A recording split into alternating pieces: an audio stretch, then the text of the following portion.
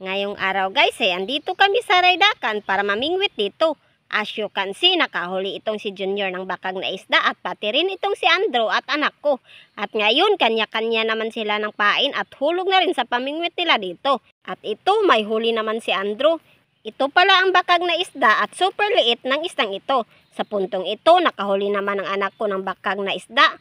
At ngayon, namimingwit na rin ako dito at binitik ko na ang pamingwit at nakabuhi ito at binutang ko naman og balik itong pamingwit ko at natawa na lang ako dito at ngayon nakabuhi na po itong isda na nakuha ko. At ito na naman nakabuhi siya. Parang minamalas ang araw natin dahil paulit-ulit na lang ito.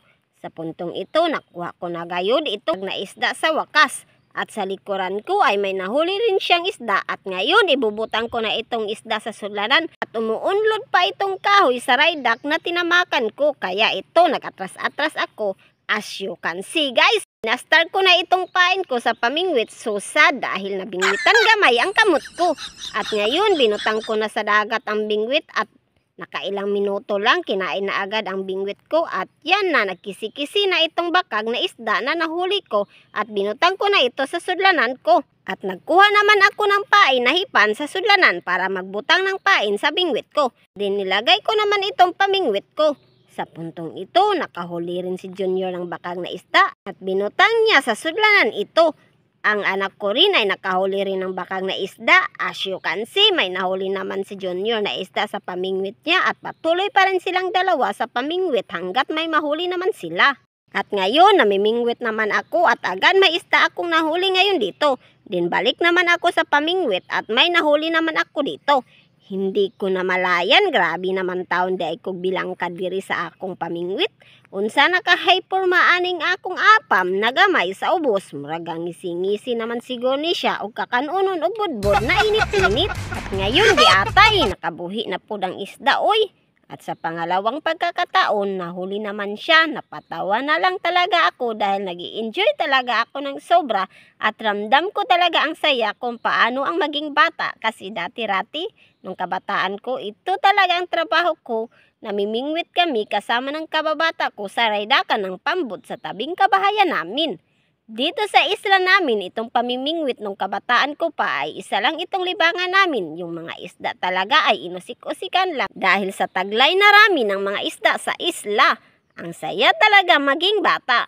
Kung maibabalik lang sana ang panahon, panatilihin ko talaga na maging bata lagi dahil wala kang maramdamang problema. Purot saya lang lagi ang nasa puso't isipan. Ganito talaga ang buhay. Kailangan nating tanggapin kung ano na tayo ngayon. Gusto ko talagang bumalik sa aking kabataan at sumaya sa mundong ito habang nabubuhay pa ako. Kaya ito sila kasama ko lagi ang mga kabataan sa isla namin sa aking mga vlog dahil kung kasama ko ang mga bata, ramdam ko talaga ang saya. Ramdam ko talaga na isa rin akong bata na kasama nila na masaya at walang iniindang problema. Kaya ngayon habang nabubuhay pa tayo sa mundong ito, gawin natin lahat kung ano ang makapagpapasaya sa atin. Ang importante lang wala kang inapakang tao sa mga ginagawa mo. Huwag natin sayangin ng oras. Pabayaan nyo kung sino mang humusga sa mga ginagawa nyo. Gawin nyo lahat basta't nasa tama lang kayo. Para pag dumating ang panahon na wala na kayo sa mundo, hindi ka magsisisi dahil nagawa mo na lahat ang gusto mong gawin sa buhay mo. Sa puntong ito, balik na tayo sa pamingwit nila. At nang kasama niya dito, ang dami talagang isda na bakag ang nahuli nila sa pamingwit sa raydakan. As you can see, may nahuli naman siyang cute na isdang bakag at kinuha ko na sa kanya ang isdang ito para isulod sa sudlanan. Ang ganda talaga pagmasdan ng tatlo sa pamingwit nila. At sa nahuli rin nila na sobrang fresh pa at nagkisi-kisi pa ang isda.